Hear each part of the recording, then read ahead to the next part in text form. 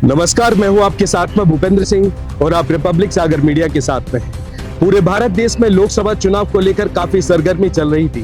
Bharatiya Janata party इस बार नारा लगा रही है कि इस बार के लोकसभा चुनाव में वह 400 लोकसभा सीटों का आंकड़ा पार करेगी। भारतीय निर्वाचन आयोग यानी कि इलेक्शन कमीशन ऑफ इंडिया की तरफ से एक बहुत बड़ा अपडेट सामने आया है। इलेक्शन कमीशन ऑफ इंडिया ने लोकसभा चुनाव 2024 के लिए तारीखों का ऐलान कर दिया है और तारीखों का ऐलान होने के साथ ही मॉडल कोड ऑफ कंडक्ट यानी कि आदर्श आचरण संहिता पूरे भारत में लागू हो गई है। अब हम बात करें मध्य प्रदेश की, तो मध्य प्रदेश में 29 लोकसभा सीटें हैं।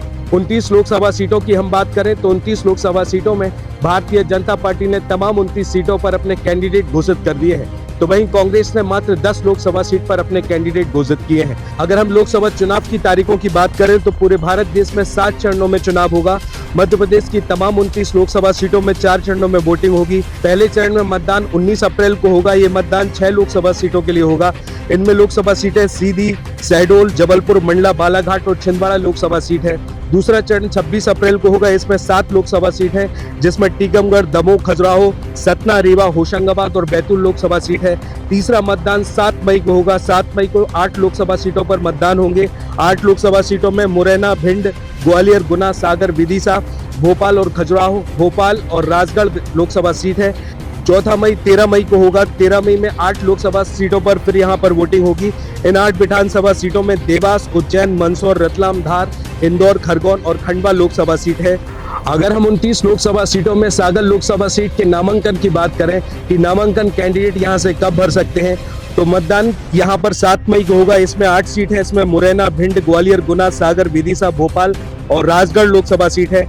इसमें जो राजनीतिक प्रतिनिधि रहेंगे, कैंडिडेट रहेंगे, वो 12 अप्रैल को अपना नामांकन भर सकेंगे। 12 अप्रैल से 19 अप्रैल का नामांकन की डेट होगी। नामांकन की जांच 20 अप्रैल को होगी, तो वहीं पर नामांकन वापसी भी कैंडिडेट 22 अप्रैल तक ले सकते हैं। 7 मई को मतदान होगा और मतगणना 4 जून को होगी। और मतगणना की जो 4 जून की डेट लिखी गई है, वह पूरे भारत में एक साथ लोकसभा चुनाव की मतगणना होगी, उसके नतीजों का ऐलान होगा।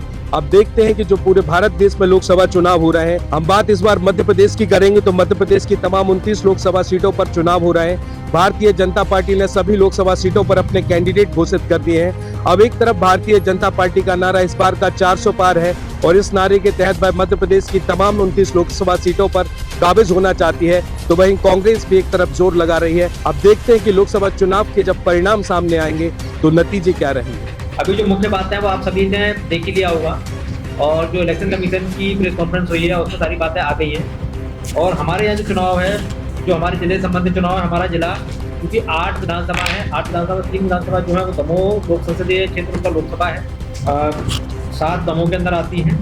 और बाकी जो हमारी 5 विधानसभाएं, ये बाकी जो 5 विधानसभाएं हैं, ये 5 सागर क्षेत्र के अंतर्गत आती हैं। हमारे यहाँ कुल जिले में 192 सेक्टर अधिकारी बनाए गए हैं, जो आपको उसमें सूची प्रोवाइड कर दी गई है कि इसमें कौन सी विधानसभा क्षेत्र में कितने सेक्टर रहेंगे। तो इनका पूरा उनके जो मतदान केंद्र उनके अंदर में रहेंगे, उसमें उनकी जिम्मेदारी रहेगी कि वहाँ पे शांतिपूर्ण मतदान कराया जा सके। मतदान सामग्री का वितरण हमारे इंदिरा गांधी इंजीनियरिंग कॉलेज जो है बहेरिया में, वहीं से होगा और वही हमारे स्ट्रॉन्ग रूम बने हुए हैं। वहीं से हमारा मतगणना काउंटिंग भी की जाएगी, जो हमारी डेट दी गई है 4 जून 2024 प्रातः 8 बजे से। मतदान दिवस की जो व्यवस्था है उसमें 48 घंटे के पहले प्रचार प्रसार बंद कर दिया जाएगा और इसके बाद अभ्यर्थी घर घर जाकर संपर्क कर सकते हैं। रिपब्लिक सागर मीडिया को सब्सक्राइब अवश्य करें और आप हमारी आने वाली सभी वीडियो को देखना चाहते हैं तो आपको उसके लिए घंटी जरूर दबानी पड़ेगी, ताकि आपको सभी वीडियो की नोटिफिकेशन समय समय पर मिलती रहे। रिपब्लिक सागर मीडिया पर जो भी वीडियो आएगा वह सच की कसौटी पर कसकर ही आएगा।